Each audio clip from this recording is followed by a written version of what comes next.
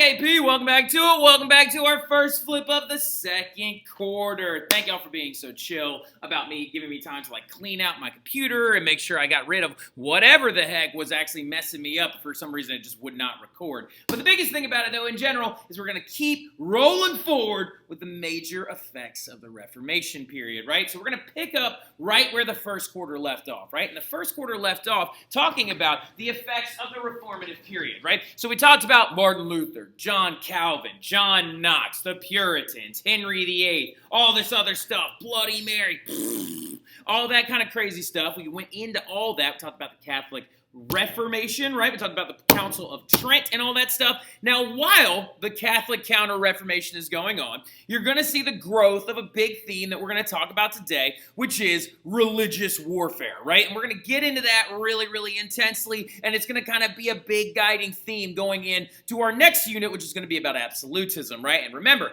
your absolutism maps are still unfinished. We still need to get those bad boys done. So let's communicate and talk about how we're going to get that done, and we're going to make sure that we have it all done going into open house, making sure it's done very, very well, right? So now the big thing about it, though, is we are going to today in this flip talk about religious warfare, but we're also going to talk about witches.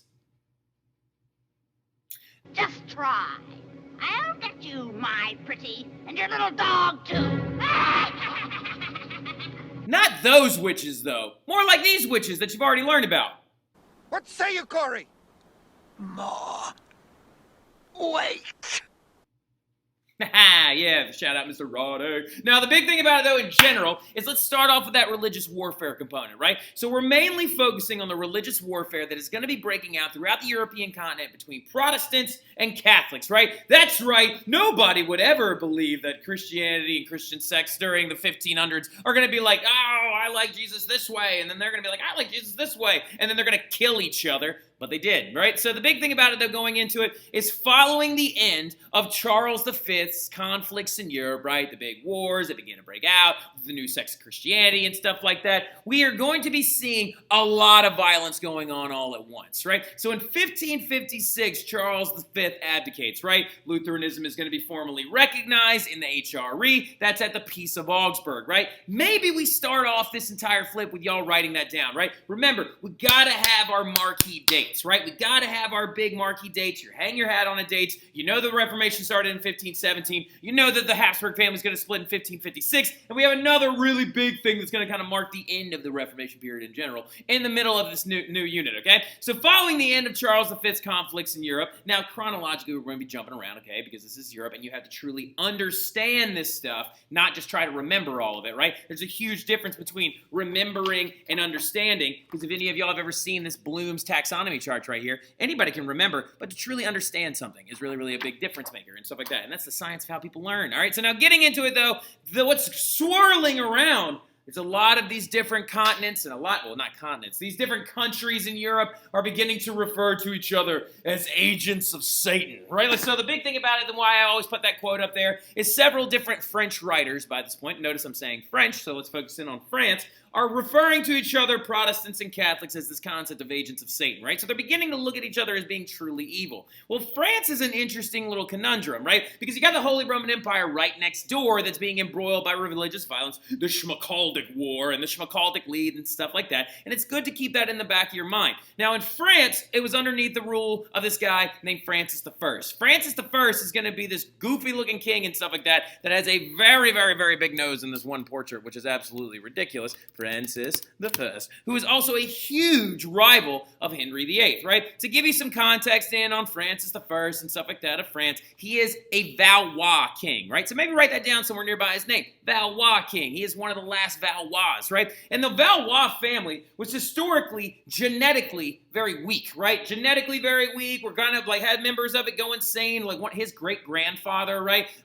Francis I's great-grandfather thought he was made of glass and stuff like that, or one of his great-great-great-great-grandfathers, whatever. His name Charles VI or Charles the Mad. Literally thought he was made of glass and would wear a binding around. He stabbed a couple of his different bodyguards and stuff like that. One of his other great-grandfathers was the guy that literally was put on the throne by Joan of Arc, right? So the Valois family had storied and very long period of rule inside of the Kingdom of France. Francis I is going to be one of their stronger kings, right? Literally and figuratively, right? Politically speaking, he was able to actually curry some favor with the different forms of the Catholic Church, right? He's going to actually also be able to prevent early on France going full-blown Protestant, right? So like now, he's also the dude that had that placard show up on his front door demonizing Catholicism. And he's the same guy that ran out John Calvin, right? So Francis I is very important. He also won a wrestling match against Henry VIII back when Henry VIII was like super uber masculine and stuff like that. Very toxic masculine, actually. And before his injury to his leg, right? So Francis I is going to be an important figure.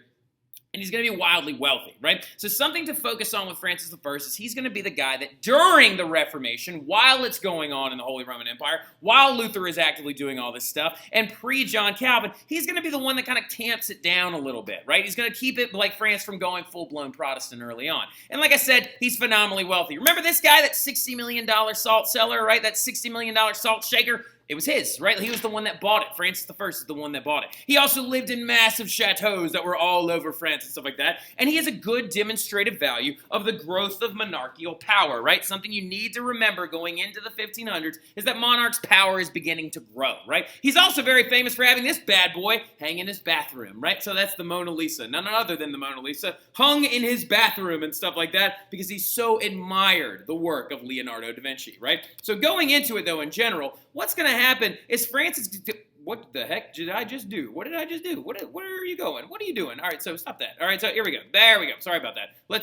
But yeah, so Francis I is going to make several deals with the Catholic Church to prevent this dramatic Protestant incursion and Protestant explosion, right? And he actually even did it before Martin Luther even started his Reformation. There we go. In 1516, he signed this thing with the Catholic Church called the Concordat of Bologna, right? Which included a lot of tax rules and things like that. But one of the biggest things that actually, like, Francis I got is the ability to appoint his own bishops, right? Remember we talked about that all the way back in the Middle Ages, the investiture crisis, right? Monarchs wanted the ability to appoint bishops and clerics and cardinals from their country so they actually would be able to curry favor with them and politically try to like take some of the power away from the Pope, right? So the big thing about it though in general is this whole ability kept Francis very, very Catholic and made it so he didn't follow suit with Henry VIII and create his own brand new church, which of course, as we know, 15 years down the road in 1530, that's when Henry VIII is going to create the Anglican Church, right? Now the thing about it though, what's going to pop up are these people known as the Huguenots, right? But they don't come up until after, like, Francis is kind of pretty much dead, right? So the big thing that you have to understand about it is Francis I is going to die. Oh, wait, did I just say Henry? I saw what it was about that. The Huguenot problem is not going to really pop up until later in Francis's life when he's on his deathbed, right? Francis dies around, like, I think 1547, give or take, somewhere right around there. And what's going to happen is his sons are going to begin to inherit the throne, and they're going to inherit this problem. The Huguenots, right? The Huguenots, what they are French Calvinists. They are the people that went and ran off to Switzerland with John Calvin that then began to come back and infiltrate French society, right? The thing about these French Calvinists is they do believe in the concept of predestination. They do believe in breaking church figures and stuff like that. Not people, but figures like in iconoclasms and things like that. They also believe in predestination and the very, very ardent rules, ethical rules of Calvinists and Calvinism, right? The interesting thing, though, is, of course, that only 1 out of every 10 French people had converted to being a Huguenot by 1559, which is, of course, like we're using this year as a marker, 1559, because it's going to be the death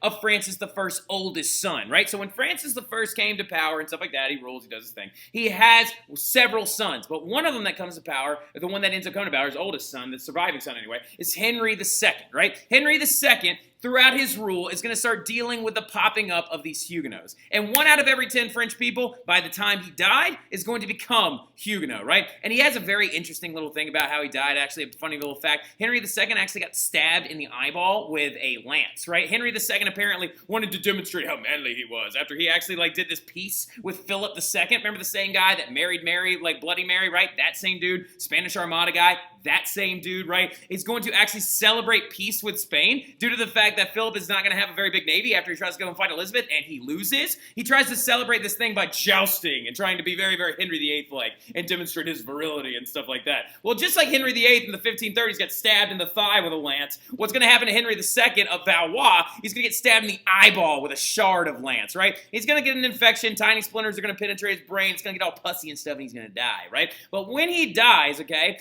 half of the nobility had already converted to Huguenotism. Now, here's the weird thing about it. 1 out of every 10 regular French people have converted to being a Huguenot. But 50% of the nobles have converted to being a Huguenot, right? Now, of course, the nobles are included in this 1 out of every 10 people thing, okay? Calm down. Don't get caught up in math. Delilah, don't use this as a moment to be like, wait, how many people? All right, so now look, the more big thing that you need to notice is that only about 10% of French society had converted to being a Protestant, but 50% of the nobles had converted to being like a Protestant. Why would they have done this? Why would the nobles of France have converted to becoming a Huguenot, right? Due to the fact that they have witnessed what is going on in the Holy Roman Empire. The French nobles know of the Schmalkaldic War, know what the German princes are doing to try and curry favor and get more power for themselves so they don't have to listen to Charles V. So just like the Schmalkaldic princes, the French nobles are doing the same thing. They're converting to being Protestant because a little element of Calvinism says that if their king is not going to abide by the laws of God in our church, you don't have to listen to him, right? So a bunch of these nobles are converting, right? And Henry had several sons that are going to take over that are going to have to really deal with this nobles being Huguenot problem, right? So Henry II had several sons known as Francis II, who's kind of lame and dies at the age of like 16 or 17 or something like that. Very sickly and stuff like that. But fun fact, Francis II is the very first husband of Mary Queen of Scots, right? So like the interesting little thing about that, so they're going to be super Catholic and stuff like that. Now getting into it though, also, Francis is going to die. Mary Queen of Scots goes back to Scotland, tries to apparently maybe kill Elizabeth, ends up losing her head and her wig.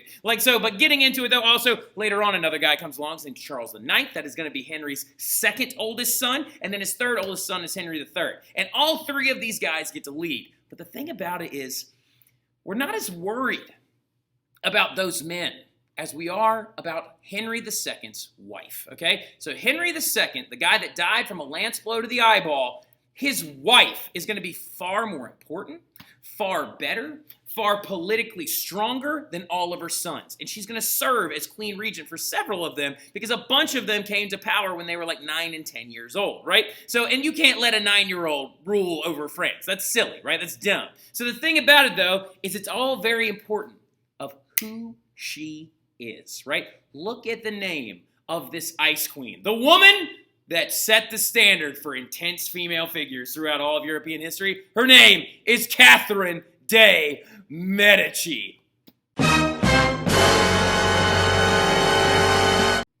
Wait a minute, Medici, we know that name, right? So the big thing about it is she is descendant of the prominent banking family from Florence, right? So Catherine de' Medici was the queen regent who ruled while her children were too young to be in power, right? Bloody Mary, you should have taken notes, all right? Bloody Mary only killed like a couple hundred people. Catherine de' Medici, on the other hand, may have orchestrated the killing of 70,000 people. And I just broke my prezi again. Thank you for the wait, but the big thing about it, though, is Catherine de' Medici, like I said, may have orchestrated the killing of 70,000 people by comparison to Bloody Mary's few hundred, right? Should be like Scabby Mary instead of Bloody Mary. Now, the big thing about it, though, going into it, okay? So Catherine the Great, different Catherine, all right? So now, Catherine de' Medici, who is going to be married off to the French crown as the Medici family in Florence is beginning to lose power, and that is transferring over to the people known as the Fugger family.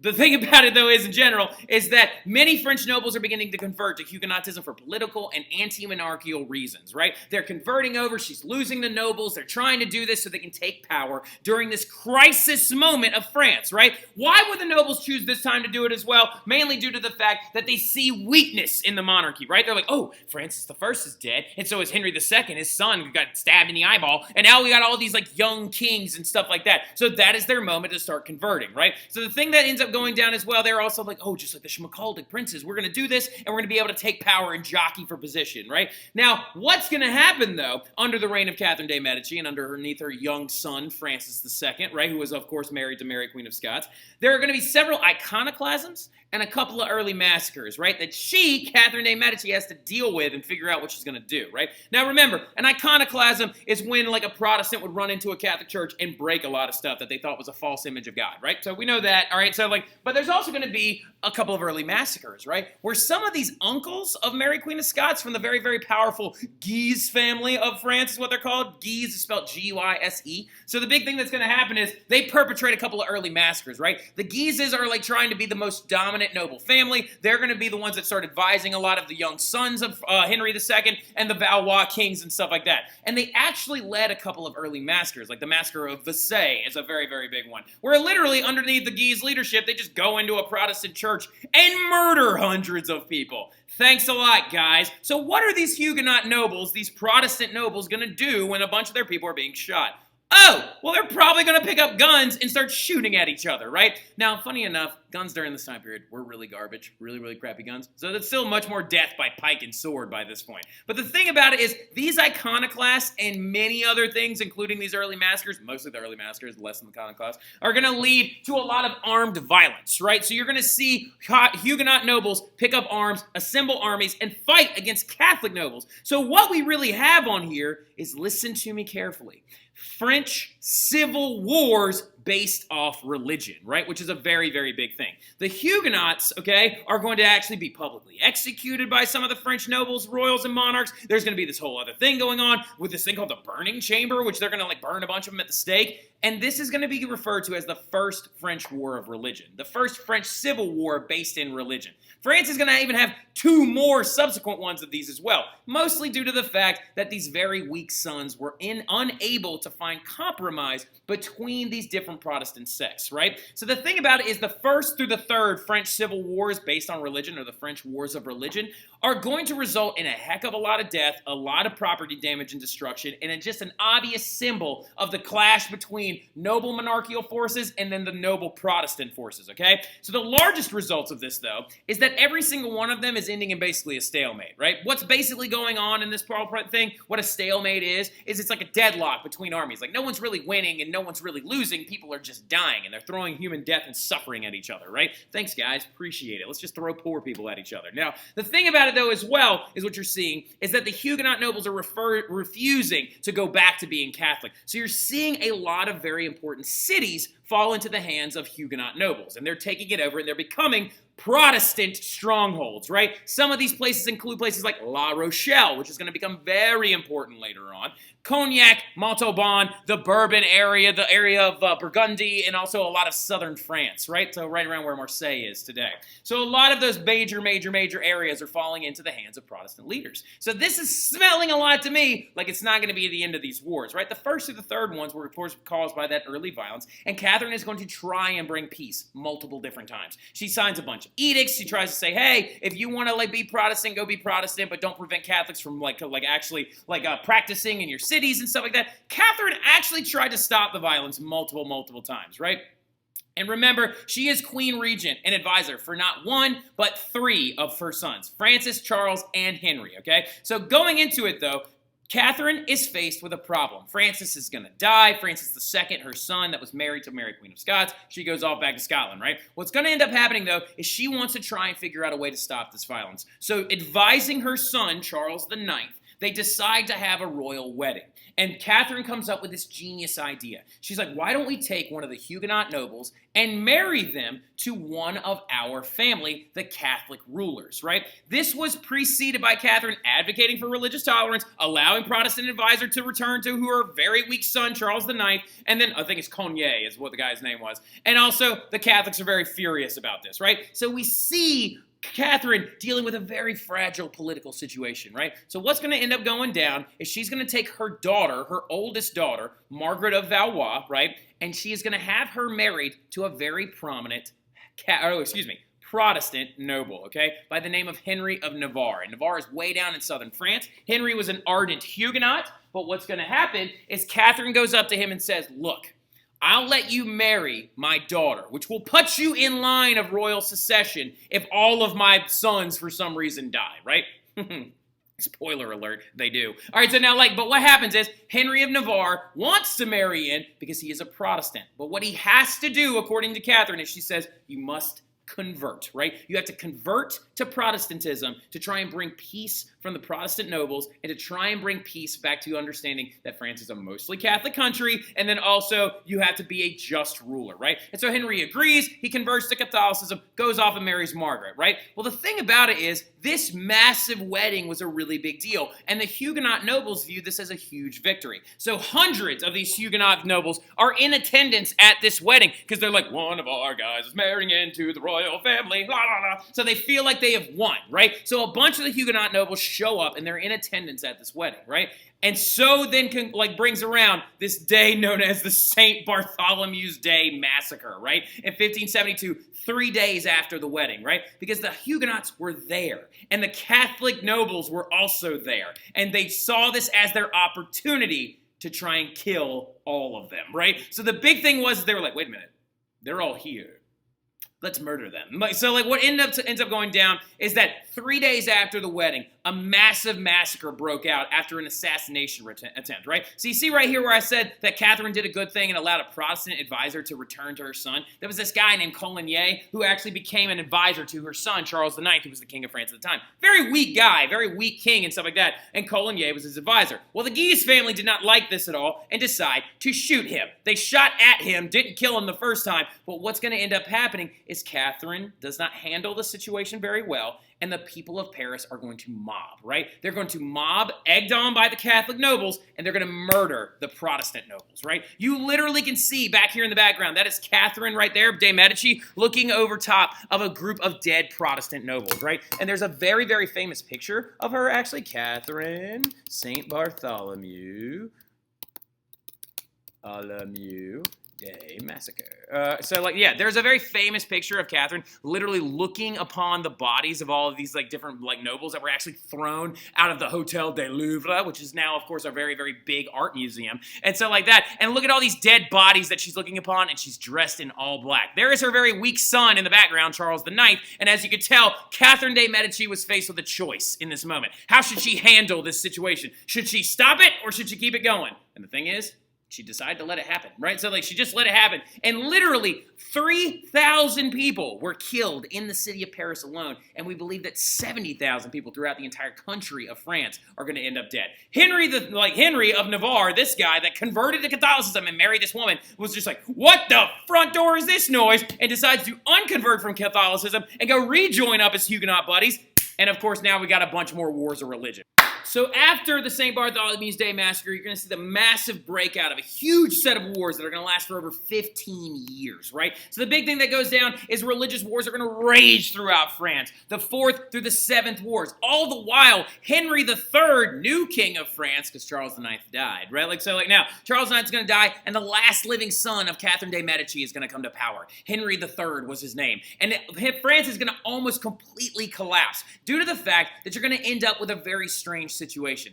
3 different factions fighting each other all at once, right? So this massive back-end set, the 4th through the 7th religious wars of France. The most prominent one is going to be the last one, called the 7th War of Religion, and it's going to be the War of the Three Henrys. You had Henry III, the King of France, the last Valois King of France. You had Henry of Navarre, the new guy who got married into the family with Margaret Valois, and then you had Henry of Guise, that same Guise family that actually had been pestering everybody, the uber-Catholic one that wanted to kill all Protestants, right? So what's going to end up going down in this war, though, is you're going to see Henry III die, right? So Henry III, the King of France, was assassinated by a Catholic monk, right? This Catholic monk actually snuck into the room that he was sitting in and standing in and literally whispered into his ears, here's my idea to end the war, blah, blah, and he stabs him to death, probably sent there by Henry of Guise, right? And so what ends up going down, Henry III, King of France, is now dead. What the heck are we supposed to do in this situation? Well, I'll tell you what that means? That means that other guy, Henry IV, is now the closest living relative to the family. So Henry of Navarre is going to become Henry IV of France, starting a new family line and a new family in general that will take over the entirety of the crown of France because the Valois family has officially died, right? So Henry, literally though, to try and quell the violence, does one of the coolest and dopest things I've ever seen in all of history. He says Paris is worth a mass, right? and he converts to Catholicism. He converts to Catholicism, and he tells his Huguenot brothers, he's like, do not worry, I'm doing this to bring peace, and I'm doing this to help you in the long run, right? Henry IV converts to Catholicism, and it leads to him being known as Henry the Great, right? So he literally starts this road to absolutism, right? And because he justifies all this by converting, because he's like, you know what? I don't need to be worried about what mass I go to. I need to bring peace to this country. And he writes this big document that's very important called the Edict of Nantes. And the Edict of Nantes gave freedom from persecution to Huguenots and all other Protestants. It allowed them to open up schools. It allowed them to have city strongholds. And it actually said to the Huguenots as well, you must allow Catholics to practice in your cities, and you cannot persecute them either, right? So he brings about peace. He was literally known as Henry the Great so many times over that there were famous paintings of him made. And this is him as Hercules destroying this thing known as the Catholic League, symbolized by the Hydra right there, right? And this is the road to absolutism because Henry IV is now the very first Bourbon monarch, all right? So historically, Bourbon Street is named after, right? So the big thing about it that you need to know is that all that crazy religious violence is not the only time this is happening. Now, France is the worst one in the 1500s. That was just having 7 different civil wars all based over religion, right? Well, there was another big one going on at the exact same time, right? So, like, big thing is, as you saw, 1598 is when they finally end in, like, France. Jumping back 30 years, they had already started in the Netherlands as well, right? Philip II, the Spanish Habsburg ruler, is going to fight against these people known as the Dutch, right? The Dutch caught the Protestant bug as well. They caught the Calvinist Protestant bug, not the Lutheran one. They caught that interesting little like idea, and they start converting to Protestantism. Habsburg ruler Philip II rolls up right after the splitting of the monarchy, and the big thing or splitting of the Habsburg family, and right after that starts a war with them to make them try to go back to being Catholic and be a part of their actual society. The Dutch revolt, and this war lasts for 80 straight years. This is a crazy political one as well, because in this whole process, right, in this entire process, the 80 Years' War, literally, you're going to see people like Elizabeth ally with the Dutch. Wait a second. That's right. Remember, 1588, Spanish Armada. 1568 started the 80 Years' War. So the Dutch were becoming Protestant. Elizabeth allies with them to encourage their Protestantism. That's why Philip got so mad, and he goes and tries to invade England, right? You see how the pieces connect and stuff like that? That's a big thing you need to understand. So as time goes on, they're all just going to start clicking into place. Let me fast forward through this, though, really, really quick, because all this stuff you don't need to know. You just need to know the big French one, all right? So the big thing, though, is let's get back into those witches, right? So, like, we're now going to leave religious violence behind for a hot second, well, religious warfare, and we're going to talk about a different kind of religious violence, right? And it was a period known as the Great European Witch Hunt, right? So, like, the big thing that y'all talked about in Mr. Roddy's classes, y'all talked about the witch hunt that happened in the United States of America. Well, before the United States of America, then the Plymouth colony and stuff like that in Salem going on right in the wake of the Protestant Reformation, right? Just to give you a heads up, all pre-modern Europeans believed in witchcraft, right? It's not a Catholic thing. It's not a Protestant thing. All Europeans believed that witches existed, right? So it's kind of up there with, like, they believed in pagan demons. They believed in a lot of other different elements of kind of, like, spookiness and stuff like that. But the big thing they did believe is this element of witchcraft, of these, like, literal people in society that were looking to try and drag you down to Satan himself, right? The Reformation saw a dramatic uptick in the trials and executions of mostly women that were viewed as witches in total, right? So the big thing about it that you have to understand is you're going to see a lot of literature and a lot of ideas going around these different new Protestant communities, particularly. That is going to be the bigger persecutor of the witches, is going to be the Protestants.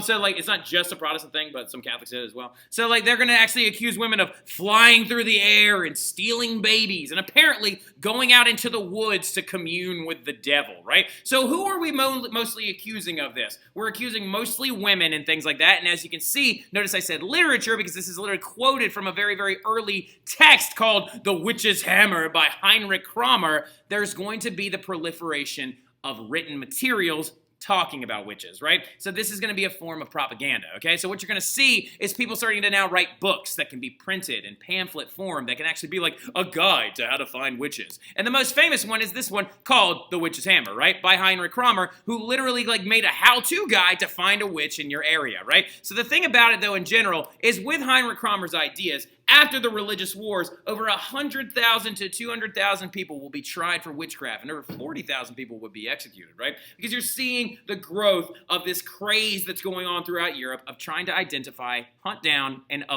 literally capture witches, right? 75 to 85% of all people accused of being witches in Europe were women, by the way, just to give you a heads up. So, like, now, they were also known as demonic lovers, And also, the thing about it is, let's relate this to it as well, this is also massively misogynistic, right? So the big thing about it is, why are they accusing women, right? Well, a lot of it has to do with the women that they were accusing, right? The values of women were considered demonic and damnable by ideas of the Protestant communities, right? When we're talking about the values of women, we mean, like, in general, the ideas of how a woman is supposed to live their life could much more be easier identified as being demonic, right? Trials usually started with just a simple accusation, right? Most often, like, lay-in nurses, like healers, were accused of this always, where it's like, oh, I have a thing I made from the woods of herbs to save you from dying from this disease. And then if you would die, they would just be like, oh, they killed him on purpose, witch!